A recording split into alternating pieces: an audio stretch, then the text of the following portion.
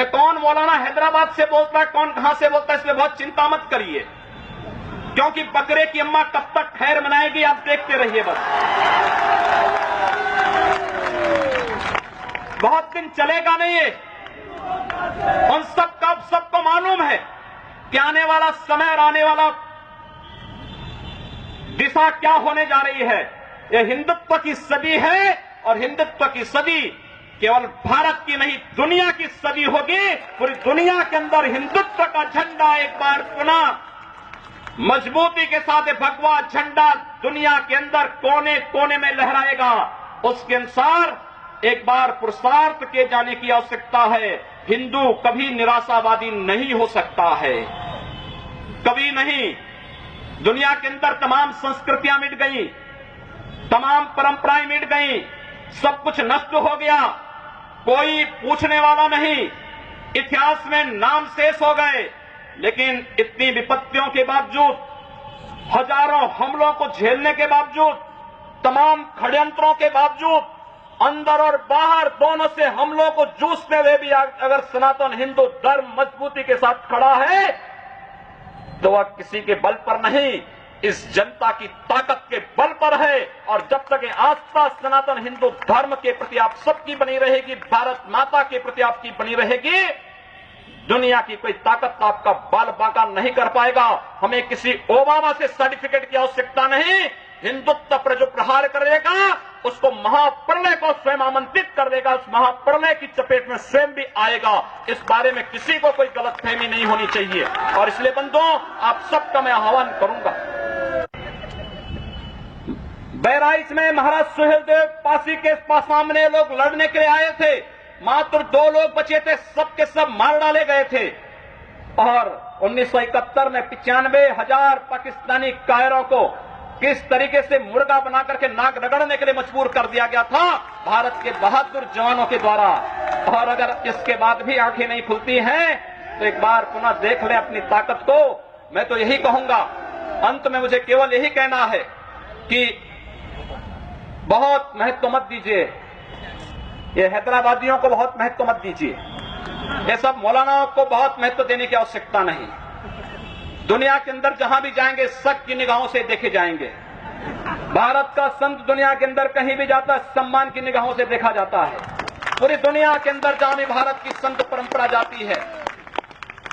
Singapore में मैं गया, मैं देर में पहुंचा, जब एयरलाइंस में बैठने के लिए हुआ तो उसने मेरे कपड़े देखे और सबसे आगे की सीट में बैठे हुए लोग वो खड़े हो गए, वो मुझे बुलाने लगे कि आप आगे। मैंने कहा नहीं, मेरी सीट पीछे। कहा नहीं आप आगे बैठिए।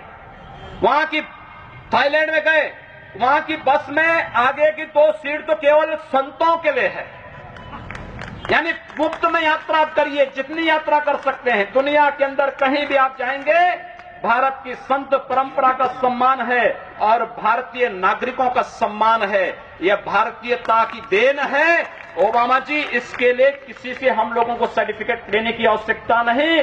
हमारा प्रमाण हमारी विरासत है, हमें जो कुछ भी मिला है वह दुनिया के सामने है।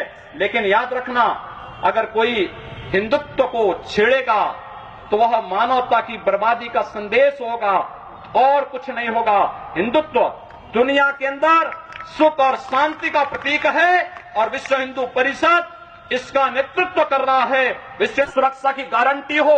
मैं कहता हूं भारत के मौलानाओं से और भारत के पादरियों से भी, आज ISIS नाम का एक आतंकी संगठन इराक और सीरिया के अंदर जिस निर्ममता के साथ मानवता को कुचल रहा है, वहां पर यजीदी समुदाय के साथ साथ तमाम अल्पसंख्यक समुदायों को बड़ी निर्ममता के साथ काटा जा रहा है। और यही नहीं, शिया मुसलमानों को भी मारा जा रहा है, उसी बर्बरता के साथ काटा जा रहा है। भारत के सब मौलाना मुंह बंद किए हुए हैं, क्योंकि इनको लगता है कि अगर ISIS के खिलाफ बोलेंगे तो वह एक प्रकार से इस्लाम के खिलाफ वक्तव्य होगा। क्या इस्लाम का स्वरूप या बर्बर स्वरूप है इस्लाम का? हम आखिर साबित क्या करना चाहते हैं? जब पाकिस्तान के अंदर वहां पर धर्मांतरण की गतिविधियों में लिप्त पादरियों की निर्मम हत्या होती है, तो ओबामा कुछ नहीं बोलते, तब ब्रिटेन कुछ नहीं बोलता, तब ऑस्ट्रेलिया कुछ नहीं बोलता, तब दुनिया के अंदर वेटिकन सिटी से कोई आवाज नहीं निकलती है। मैं एक दिन पढ़ रहा था मक्का के बारे में, सऊदी अरब के उस पवित्र शहर के बारे में कहा जाता है कि मक्का में कोई गैर इस्लामिक नहीं जा सकता, कोई गैर मुसलमान वहां नहीं जा सकता। वेटिकन सिटी के बारे में पढ़ रहा था, वहां गैर ईसाई नहीं जा सकता। लेकिन काशी हिंदुओं की सांस्कृतिक राजधानी है, धार्मिक नगरी है, काशी के अंदर सब लोग आ सकते हैं। अब उदार कौन है? यानी हमारी काशी में सब लोग आ सकते हैं, ऊंची ऊंची मीनारें बना सकते हैं, मीनारों से चिल्ला सकते हैं, तो भी हम पर आवाज, तब भी हम पर आरोप लगते हैं। लेकिन सऊदी अरब में, मक्का मदीना में कोई दूसरा नहीं जा सकता, कोई नहीं जा सकता, कोई दूसरा गैर मुस्लिम नहीं जा सकता। वेटिकन सिटी में कोई गैर ईसाई नहीं जा सकता, लेकिन उन पर कोई आरोप नहीं लगता है, आरोप हम पर लगता है। आप उन सच्चाइयों को देखिए